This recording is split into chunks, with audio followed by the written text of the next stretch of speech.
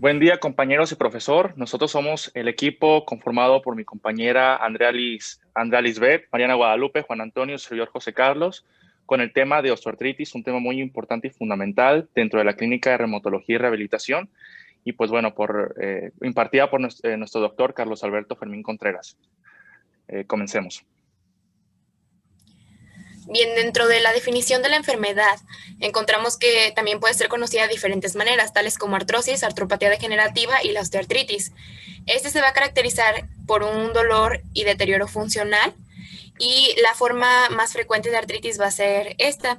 Dice que la artrosis va a ser una enfermedad heterogénea a la que se le van a asignar diversos nombres, como los que mencioné anteriormente, y que va a estar caracterizada clínicamente, como mencioné, por el dolor y el deterioro funcional. Este va a ser indicación principal de una artroplastía total y una de las causas principales de la incapacidad laboral, como veremos más adelante en el tratamiento y en el diagnóstico.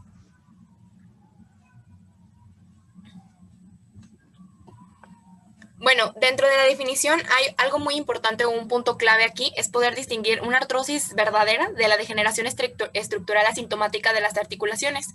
Y como ya les mencioné, pues este va a ser un proceso degenerativo, doloroso, con deterioro progresivo de todas las estructuras articulares y remodelación del hueso subcontral, sin inflamación primaria. ¿Puedes darle la siguiente, por favor? Dentro de la epidemiología, la prevalencia de la artrosis ha aumentado en la población envejecida y en los pacientes industrializados. Como hemos visto, por ejemplo, en México hay un alto índice de población adulto mayor, entonces este es uno de los motivos principales por el cual la prevalencia de las artrosis ha aumentado. Y la prevalencia antes de los 45 años va a ser baja y va a aumentar de modo sensible al envejecer. La mayoría de las personas que tienen mayores de 60 años van a tener algunos signos radiográficos que vamos a poder ver dentro del diagnóstico de artrosis, al menos en una articulación.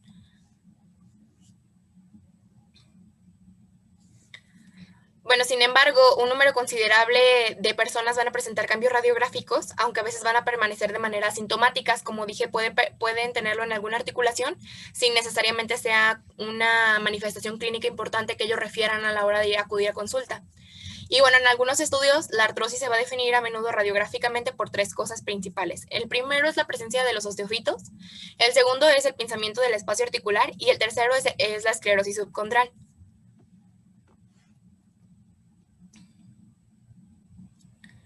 Dentro de la misma epidemiología encontramos que hay algunos datos de la población de Norteamérica y Asia y Europa en lo que van a coincidir principalmente en la prevalencia de la artrosis radiográfica con las tres cosas que mencioné anteriormente, principalmente de rodillas, cadera y manos, que esto aparece a partir de los 45 años y se hace muy evidente después de los 60 años de edad. Las mujeres van a exhibir una prevalencia más alta que los hombres y los afroamericanos van a tener mayor probabilidad de presentarla que las personas de raza blanca. Y esta pues es más común la artrosis de rodilla, como mencioné, pero también puede aparecer como dije, en cadera y en manos, que es lugares muy comunes de la artrosis. Y dentro de los factores de riesgo vamos a identificar dos tipos, los no modificables y los modificables. Dentro de los no modificables encontramos el envejecimiento, que eso pues de ninguna manera lo podemos detener, el sexo femenino, sobre todo después de la menopausia, y los componentes hereditarios.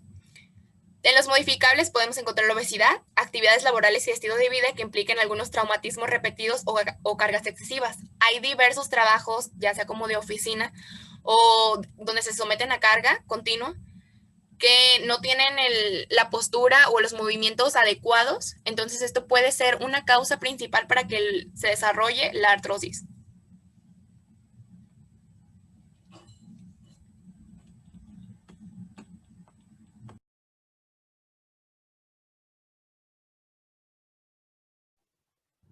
Carlos, tu micrófono. Perdón. Bueno, como siguiente punto vamos a empezar a abordar una parte fundamental en esta exposición, que es la biopatología. Exclusivamente y específicamente vamos a empezar hablando de la degeneración del cartílago articular. Precisamente el cartílago articular es un tejido especializado que impide el daño articular secundario a una carga mecánica generada por el movimiento. Precisamente gracias a esta va a disminuir precisamente la fricción, la resistencia a la tensión y la compresión y se va a adaptar a las condiciones, condiciones cambiantes prácticamente. Estas propiedades más que nada se van a deber a un compuesto básicamente por agua o en un 60-65% aproximadamente del peso, una matriz extracelular formada por proteoglícanos y las fibras de colágeno. Entonces, en este caso, cuando hay una degeneración del cartílago articular o una disfunción, precisamente estaremos hablando que va a ser una vía común central de la artrosis, en la cual van a estar alterados varios tejidos articulares y periarticulares. Van a ser frecuentemente que los cambios anatomopatológicos, como los principales, como los siguientes, ya sea en la membrana sinovial, en los ligamentos, en la musculatura de sostén y las estructuras de fibrocartílago y los meniscos en la rodilla.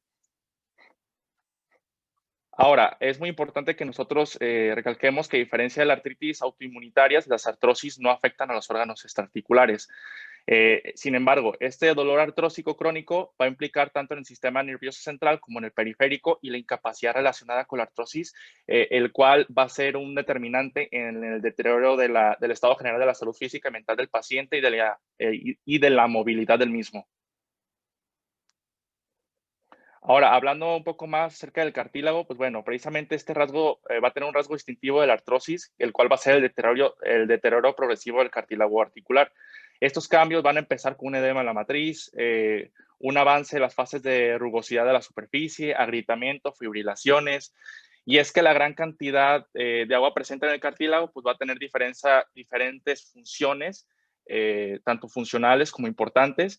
Una de ellas precisamente va a servir como un medio de difusión entre los nutrientes hacia los condrocitos. Es por eso que en el caso del deterioro progresivo de este cartílago articular, pues va a provocar dichas manifestaciones. Y bueno, aquí prácticamente a grandes rasgos tenemos un esquema, precisamente esquematizado lo que les acabo de comentar, lo siguiente. Tenemos una diferenciación de una articulación normal con una articulación artrósica. Podemos ver, a diferencia de la primera, que la articulación artrósica, pues bueno, va a tener permanencia de hiperplasia, inflamación y fibrosis de la membrana sinovial, una pérdida de la matriz del cartílago, la cual, pues bueno, esta va a ser una ausencia o la pérdida, la cual pues va a afectar el cartílago que se va a desgastar, se va a dañar la articulación de la rodilla, entre otros. Precisamente también tenemos el hueso condral engrosado, el cual prácticamente pues es la capa de hueso que va justo debajo del cartílago y el cual pues va conforme a este deterioro precisamente va a sufrir una afectación leve o mayor dependiendo. Bueno, siguiente tenemos lo que es el hueso. Precisamente en esta artrosis está aumentada la remodelación del hueso, posiblemente o probablemente dado una respuesta a una carga biomecánica anómala. Esto va a provocar tanto una abrasión o un adelgazamiento como una disminución de la densidad ósea consecutiva precisamente a esta abrasión.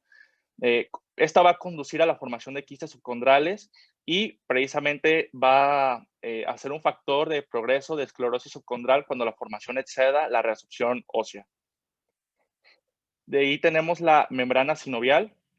La siguiente diapositiva, por favor. Precisamente aquí vamos a caracterizar o vamos a especificar la sinovitis leve, que precisamente va a estar caracterizada por 4 factores. El primero va a ser la infiltración de macrófagos y linfocitos. La segunda va a ser que va a haber un aumento de la vascularización en general. Como tercer punto tenemos una hiperplasia de revestimiento sinovial y por último una fibrosis. Epidemiológicamente, en todos los pacientes, en el total de pacientes que presentan una enfermedad artrósica, el 75 pacientes van a precisamente padecer la sinovitis leve.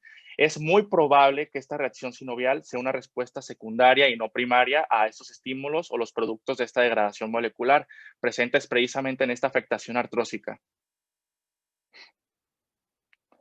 Ahora, una parte fundamental, los meniscos y ligamentos, la cual, pues bueno, va a haber mucha anomalía meniscal y ligamentosas, lo cual va a ser frecuente en estos pacientes con artrosis, incluso sin haber una lesión mayor o menor. Estos va a estar presentes en un 80 a un 30% respectivamente de los pacientes que se les realiza una resonancia magnética, perdón.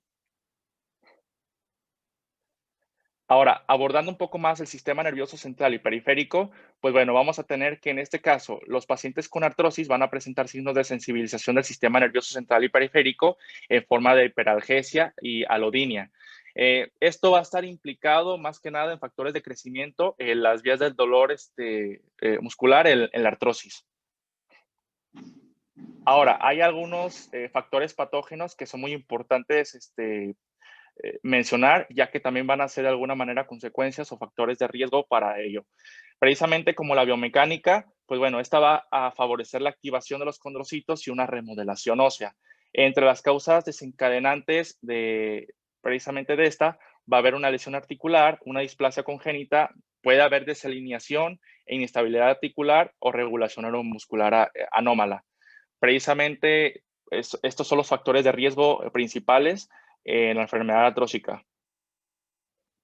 Ahora, además de lo siguiente, pues tenemos factores metabólicos, los cuales, pues bueno, pueden presentarse algunas afectaciones, tales como la alcaptonuria, la acromegalia, la hemocromatosis y el síndrome metabólico consecutivo a esta enfermedad. Estos precisamente van a predisponer o van a hacer predisposición a padecer artrosis primaria. Por ejemplo, en el síndrome metabólico podemos a grandes rasgos mencionar la obesidad como un factor de riesgo metabólico para padecerlo. Ahora, además de estos factores metabólicos, es muy importante tener en cuenta los factores genéticos. Se ha identificado precisamente factores hereditarios en el gen del colágeno 2 en las familias con condrodisplasias, así como defectos en la lubricina. Va a haber también variaciones poligénicas y va a haber factores en los cuales los factores genéticos pues tienen una gran predisposición como factor de riesgo a padecer enfermedad artrósica. Ahora, otro factor que es el envejecimiento muy importante en pacientes geriátricos, precisamente al avanzar la edad se va a producir diferentes modificaciones fisiológicamente normales para la persona por precisamente la edad. En este caso, pues va a haber modificaciones de los componentes de la matriz extracelular, alteración en el plegamiento de las proteínas, se debilitan los tejidos unos de otros y aumenta la propensión a escisión proteólica. Precisamente aquí el fenotipo secretor asociado a senescencia va a estar relacionado con esta disminución de la capacidad proliferativa e incremento de la actividad secretora, donde prácticamente las articulaciones ya no van a tener la capacidad de movimiento o de función y fuerza que lo que lógicamente se tenían años antes. Y bueno, aquí para terminar, precisamente a grandes rasgos tenemos un esquema. Precisamente aquí está generalizado todo lo anterior que acabo de comentar, tanto los factores patógenos, las reacciones tisulares y los factores secundarios. Como factores patógenos tenemos tanto la alteración de la carga como la alteración de la matriz. La primera va a abarcar los temas de obesidad, lesión o traumatismo articular, desalineación y un uso repetitivo, los cuales, pues a final de cuentas, van a provocar una alteración tanto en el cartílago, en el hueso, en la membrana sinovial, en el músculo, en los tendones y ligamentos y los nervios. Precisamente esto va a llevar como consecuencia una inflamación que era precisamente la sinovitis, la sinovitis que es lo que les comentaba, o un debilitamiento de las estructuras de soporte en los meniscos, en los ligamentos y en el sistema muscular de nuestro paciente. Al final de todo esto, pues va a haber una destrucción del tejido articular y un dolor, provocando en vez progresivamente una disfunción articular y por ende una incapacidad de movimiento de nuestro paciente. Pasamos a las manifestaciones clínicas. Bueno, principalmente en el cuadro predomina el dolor, es el síntoma más destacado, que suele limitarse a las articulaciones afectadas, pero de igual forma puede llegar a generalizarse. La cualidad es que es un tipo de dolor sordo, que incluso puede, como les comento, irradiarse. Se considera que empeora con el uso de la articulación, mientras que se agrava mientras que la rigidez se agrava cuando hay una actividad prolongada. Dependiendo en el curso de la enfermedad, cuando esta es avanzada, los síntomas pueden volverse persistentes, predominando el dolor. Entre otros síntomas destacan la inestabilidad articular, la disminución de la movilidad a cualquier dirección Incluso puede llegar a haber un bloqueo de esta movilidad, o sea, no, cero movilidad. Y puede presentar crepitación al movimiento, dicha articulación afectada. En cuanto a las extremidades inferiores, podemos destacar que las articulaciones más afectadas son las que tienen una carga grande, como son las rodillas y la cadera. Hablando de la rodilla, esta puede dañarse en cualquiera de los 3 compartimentos, ya sea interno, externo o tratándose